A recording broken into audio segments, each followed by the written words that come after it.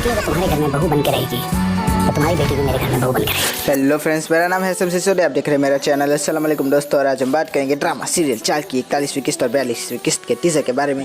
तो शुरुआत कुछ इस तरह से करते हैं कि हमारी प्यारी सी रुबाब और हमारा प्यारा सा सिकंदर एक दूसरे से गिले शिकवे करते हुए रुबाब कहती हुई कि आप तो अच्छे से ज़िंदगी जी सकते थे, प्यार से ज़िंदगी जी सकते थे, अपनी मोहब्बत के साथ ज़िंदगी जी सकते थे, मेरी वजह से आपकी ज़िंदगी बर्बाद हो गई। मुझ जैसी खुदसर लड़की से आपने शादी आखिर क्यों की, अपनी खुशियाँ मार के। लेकिन दूसरी तरफ हमारा प्यारा सा सिकंदर कहने लगा कि पगली तुम नहीं समझो कि 1 साल होने को आया है, काश तुम मुझे समझ लेती, लेकिन कोई बात नहीं, तुम जल्दी समझ जाओगे। और बस ये कहकर जो है कंबल ओढ़ के सो गया। दूसरी तरफ हमारी रुबाब सोच में पड़ गई कि क्या बोला। दूसरी तरफ हम बात करें हमारी रुबाब को फारूक बुलाता हुआ, तो रुबाब फारूक के पास जाती हुई, लेकिन ड्राइवर जो है उसके बगैर निकलने की परमिशन नहीं थी, क्योंकि हमारी रुबाब बार बार गाड़ी ठोक देती है ना, तो इसीलिए रुबाब को जो है ड्राइवर के साथ जाना पड़ा। और वहाँ पर जाके फारूक ने उसको अपनी बाटली में उठाना शुरू किया। रुबाब ने कहा कि 1 बार 2 बार थोड़ी ना हो सकता है, लेकिन वही बात है कि 2 बार भी हो सकता है, 3 बार भी, 4 बार भी हो सकता है, मैं तो कहता हूँ सैकड़ों बार हो सकता है, लेकिन तुम मुझ पर भरोसा तो करो। दूसरी तरफ रुबाब कहती हूँ कि मुझे अब तुम पे भरोसा नहीं है। और बस ये बातें चल रही थी कि तभी रोमाना आ गए। रोमाना ने कहा कि फारूक यहाँ क्या कर रहे हो। और बस ये बात थी कि रुबाब बेचारी उठकर दिल तोड़कर मोबाइल छोड़कर चली गई।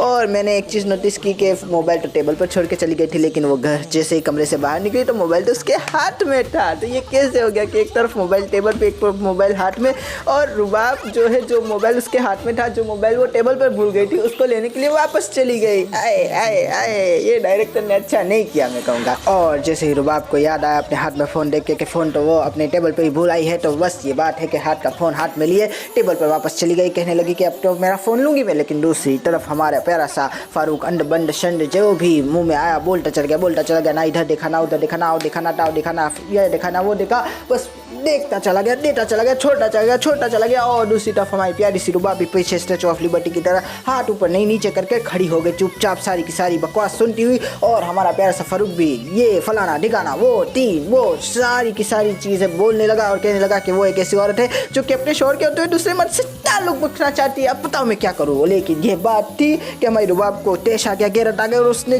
जो घुमा के दी है फारूक को, आए आए आए। और मैं भी यही सोच रहा था कि फारूक तेरी किस्मत ही खराब है, तुझे तो अब कोई नहीं बचा सकता। लेकिन दूसरी तरफ फारूक बेचारा अपने होठों को अपने मुंह के अंदर दांतों के बीच कचरता हुआ सोचता हुआ कि ये मैंने क्या बोल दिया। और मैं ये सोच रहा था कि अब ये दांत के अंदर मुंह करने का, सॉरी होठ करने का क्या फ़ायदा, ये तो पहले करने चाहिए था।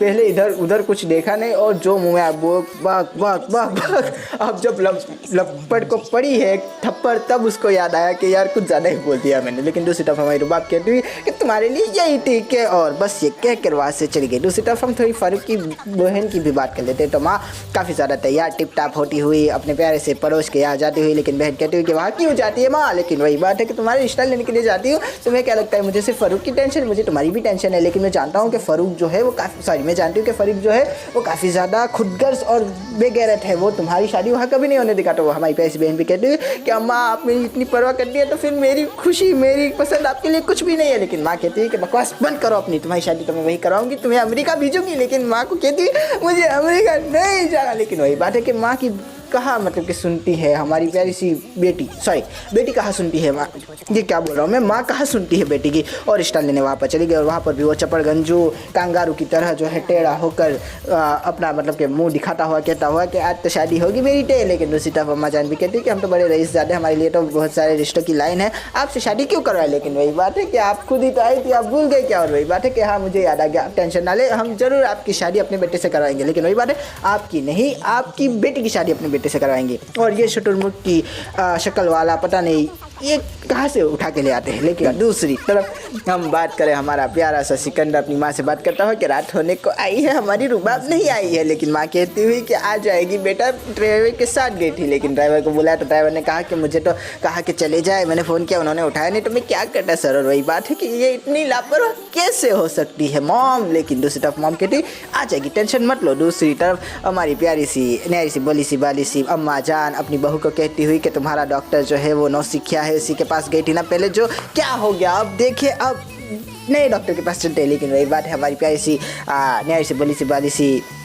अलीना कहती हुई कि इस तरह से पैसे खर्चा करने की क्या ज़रूरत है, टाइम खर्चा करने की क्या ज़रूरत है, सेकंड ओपिनियन लेने की क्या ज़रूरत है। लेकिन माँ कहती हुई कि तुम ज़रूर माँ नहीं बन सकती, इसलिए ऐसी बातें कर रही हो, अब तो अपने बच्चे की दूसरी शादी कराऊंगी मैं। लेकिन अलीना कहती हुई कि ये क्या बकवास कर रही है आप, लेकिन वही बात है, अपने बच्चे की दूसरी शादी कराऊंगी मैं। और फिर जैसे ही हमारा प्यारा सा राहिल घर पे आया तो उसने कहा कि ये आप कैसी बात कर रही है मॉम, दूसरी शादी तो अब्बा की नहीं करवानी थी फूफो के साथ। लेकिन वही बात है कि बकवास बंद करो, अपनी इसकी शादी करवाएंगे, सॉरी तुम्हारी शादी करवाएंगे किसी और के साथ, क्योंकि तुम्हारी बेटी तुम्हारी बीवी माँ नहीं बन सकती। लेकिन दूसरी तरफ बीवी कहती हुई कि मैंने ऐसा कुछ नहीं कहा, ये मुझ पे इल्ज़ाम लगा रही है। लेकिन वही बात है, तुमने नहीं कहा कि डॉक्टर के पास नहीं जाते। लेकिन वही बात है कि वो तो कुछ और कॉन्टेक्स्ट में कहा था। और वैसे भी अगर मैं माँ नहीं बन सकती तो आपकी बेटी भी कौन सी माँ बन रही है, उसके ऊपर तो कोई भी प्रेशर नहीं है। लेकिन वही बात है कि जैसे ही बेटी की बात आई तो माँ का दिल लर्स उठा। भाई ने कहा कि ये क्या बकवास कर रही हो तुम, रुबाब कहाँ से आ गए इन सब के बीच में। तो वही बात है कि ये क्यों आती है हमारे बीच में। और तभी हमारी माँ कहने लगी मैं तो पागल हूँ, मेरा तो दिल नहीं खराब, मुझे तो पोटा भी नहीं चाहिए, कुछ भी नहीं चाहिए, मुझे तो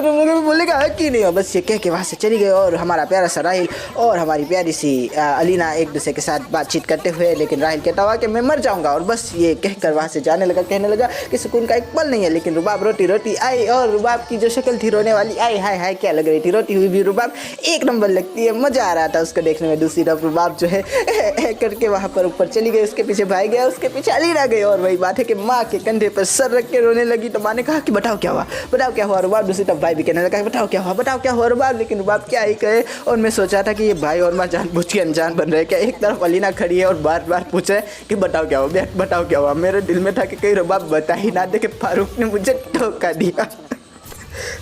फिर क्या हो जाता अलीना, तो उसकी तो ज़मीन हट जाती है अपने पैरों तले से। दूसरी तरफ अलीना बेचारी एक तरफ रुबाब को देखती हुई, एक तरफ भाई को देखती हुई, एक तरफ माँ को देखती हुई। लेकिन वही बात है, रुबाब कुछ बोली नहीं जा रही। भाई और माँ बार बार पूछे तो माँ ने कहा कि इसी के घर वालों ने कुछ कहा होगा, ताना दिया होगा मेरी बच्ची को माँ बनने का। और वही बात है, ताने तो आप देती है। लेकिन रुबाब ने आंखें दिखाई तो बेचारी अलीना भी वहाँ से चली गई। वो भी समझ गई कि ये मेरे सामने तो कुछ बोलने वाली है नहीं। दूसरी तरफ अलीना बाहर जाते कहने लगी कि ऐसा क्या हुआ था। वही बात है कि माँ ने कह दिया कि ड्राइवर्स को ले जाने को मशवरा दिया था, इसमें इतनी बड़ी क्या बात होगी। लेकिन वही बात है कि ले जाने देते हैं ड्राइवर से। लेकिन ये बात अब्बाजान ने सुन ली। अब्बाजान ने सोचा कि वही हो ना हो ये वही फारूक वाला मसला होगा। अंदर चले गए। और वही बात है कि रुबाब अपने गुनाहों का एतराफ़ करती हुई कहती है कि मैंने बहुत बुरा किया, मैंने अपने शौहर को चीट किया आए। लेकिन दूसरी तरफ हमारा राहिल कहता हुआ कि चीटिंग नहीं, गुनाह है ये गुनाह। और वही बात है कि वही तो बोली मैं कि गुनाह किया। लेकिन माँ कहती है कि अब बस करो, मेरी बच्ची की जान लोगी, फिर से कहीं गाड़ी ना ठोक दे। लेकिन बाप कहता हुआ कि ऐसा कुछ नहीं होने वाला, हमारी बच्ची अब सुधर गई है, समझ गई है। और मेरा बेटा आई एम सॉरी कि मैंने तुम्हारी शादी ज़बरदस्ती करा दी। लेकिन देखो आज मेरी बात सही निकली ना, फारूक एक नंबर का चीटर था। लेकिन वही बात है, बात की कहती कि आप सही कह रहे, मैं अब सब ठीक कर दूंगी, मैं अब सब कुछ बढ़िया कर दूंगी। लेकिन दूसरी तरफ बाप कहता हुआ कि ठीक है बेटा, अगली बार आओ तो अपने शौहर के साथ आना। और माँ के कंधे पे सर रख के रुबाब फिर से रोने लगी। और लीना सब कुछ देखती हुई। दूसरी तरफ भाई ने जैसे ही रुबाब को घर छोड़ा तो अब्बाजान कहते हुए कि यार ये रुबाब का कुछ समझ नहीं आता। लेकिन माँ वही कहती हुई कि मेरी बच्ची का घर बर्बाद होता है इसकी वजह से, इसको तो मैं आके ठीक करूँगी, इतनी कौन सी बड़ी बात हो गई थी। लेकिन दूसरी तरफ हमारे अब्बाजान कहते हुए कि वो बेचारी समझ नहीं पाती, ना उबाली है। और मैं भी यही कहूँगा कि ला उबाली है हमारी प्यारी सी रुबाब। लेकिन दूसरी तरफ रुबाब ये सब बातें सुनती हुई सोचती हुई कि मैं कितनी बुरी हूँ, मैंने जो है अपने शौहर का तो चक्कर चलाया और अब इतनी प्यारी बातें करे मेरे ससुराली मेरे बारे में। और बस ये सोच कर अंदर चली गई और रोने लगी।